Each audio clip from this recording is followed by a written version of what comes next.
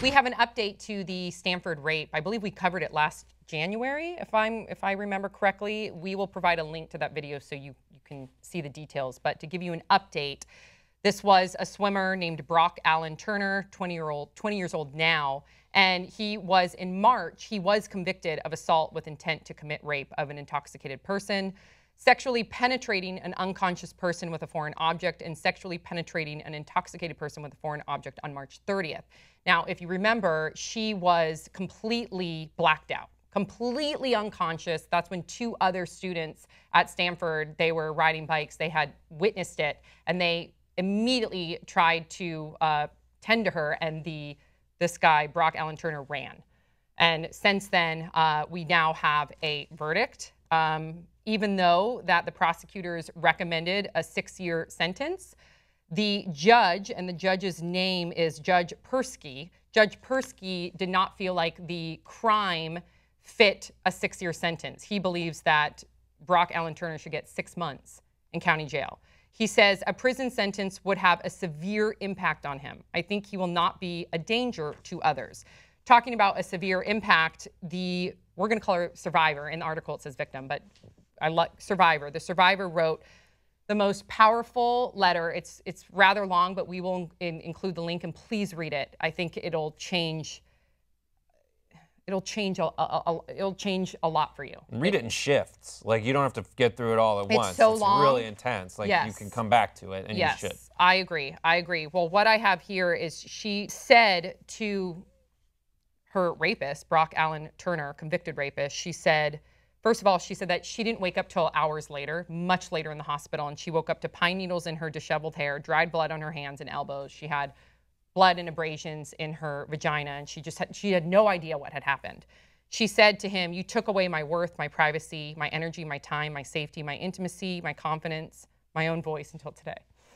It's just, so it's clearly impacted her life and will impact her life for a long time, but 6 months, what do you guys think about that? The internet has lit up saying that, let me read a quote here from Mike.com.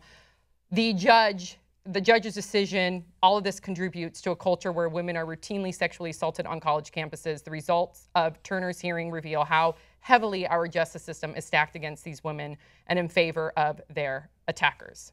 And then it also listed from Newsweek, approximately 32% of college men would, according to the study, would consider forcing a woman into sexual intercourse if they knew no one would find out about it.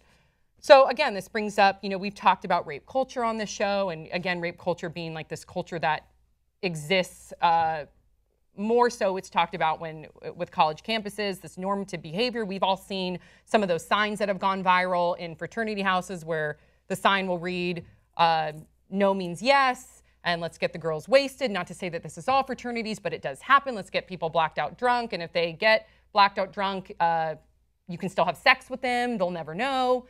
This exists, and I don't know, 6 months? It's ridiculous. Another part of this story is one of the mitigating circumstances that justifies in the law's mind and in the father of the convicted criminal's mind was that this guy's a swimmer on a swimming scholarship, and he gave up his swimming scholarship. He lost his swimming scholarship, which he worked very hard for, is the argument. Right. And since he gave that up, that is a mitigating circumstance against having him be in prison longer. To which, in the note, she writes, what if he'd just been a junior college kid? Like, we're rewarding this guy for being good at swimming. Right. That's the part of that justice should be blind to. And this kid, I mean, there's so much more. He says that he's starting a program about an awareness in drinking as it relates to sexual promiscuity. Right. No. It should be about don't rape people. Boundaries. What constitutes consent? And when you talk about rape culture, it's this weird thing that some people might hear. He's starting a program. He's doing philanthropy. But the part you don't understand about what people mean by rape culture, because it is one of those things where you're just like, whoa, those are, you're saying culture, which I understand, and rape, which I understand, is the culture rape, period. No, the specific thing we're talking about is the way it's immediately framed in your mind about like someone jumping to the conclusion that when you drink, you get promiscuous. That's not what we're talking about. We're talking about how this guy raped someone who was passed out in a bush. Right. Like, and he also had excuses like, oh, but we were dancing before, we were kissing. She wanted to go to back to my dorm room with me. Doesn't matter. Yeah. Even if you began having sex, doesn't matter. First of all, she's unconscious. Yeah. Oh, and here's the thing about this letter that I really liked, because it's hard to read. It makes me physically nauseous to even now, and I thought I was fine because I read this a couple days ago, but just to think about it, to rehash it out, it's a lot. But what I like about this is that she has taken back her narrative that was very much taken from her during this trial. And she explains the process that she had to go through just to prove this. So she was raped. And then she was further assaulted, basically, by this trial. And you don't often hear about that. A lot of times these... She was re-victimized. She was re-victimized. And we don't recognize that often, I think. And I like that she took this back and that she has really, in her own way, taken ownership and started a new dialogue and challenged rape culture on college campuses. And what I would also recommend for our viewers, if you haven't seen The Hunting Ground, it's on Netflix, and it's all about rape on college campuses, and it is very well researched, and it is really, really thoughtful and thought-provoking.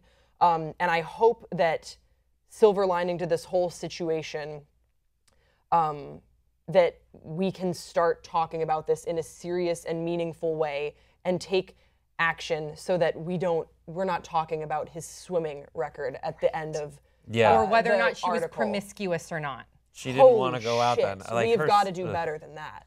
You know, we have got to do better than that. That's insane that they listed his swimming times. I know. At the end of the article, saying that he was right. And meanwhile, people with like drug charges get longer time in jail. That's the thing. That's the thing. Than somebody that raped an unconscious person. First offense. Generally, I would say first offense does mitigate. That's why it's not the full 14 years that it could be, or however many was the maximum sentence. Like, I get that. But what she then says is a really good thing about how much they cut it back because it was his first offense. That's why they cut it to 6. They cut it to 6 years. That's what they said, 6 years. But even that, when they say we're going to cut it down to 6 months, she says, then we're starting to litigate this. The way you learn about not to rape people is through trial and error, is what it sounds like. Yeah, so true. Which is so crazy. The thing that had me like, and I only tear up during sports movies and in like if someone spends money and they don't have it. Those are the 2 times I tear up. I was driving in the car listening to the part where she says she sleeps with 2 bicycles above her bed, because those represent the 2 people on bicycles who stopped her and saved her. Oh my gosh. And she doesn't know them. She still she says that she still hasn't met them. She still hasn't met them. And I'm just like, oh, like I got chills right now. Right. And she sleeps with the light on, and she's paranoid, and it's hurt her intimate relationships, is the thing. And it's destroyed her life. And taking back the narrative that it is, and some people say this, like, oh, we don't want this guy's life to be ruined because of 20 minutes of activity. First, that's what the dad says. That's what the dad says. First of all, that logic strain is f***ing ridiculous. The apple doesn't fall far from the tree when it comes to the dad. Exactly. You get to see what the kids taught, but 20 minutes of activity, like, there have been so many things, so much destruction over less time than 20 minutes.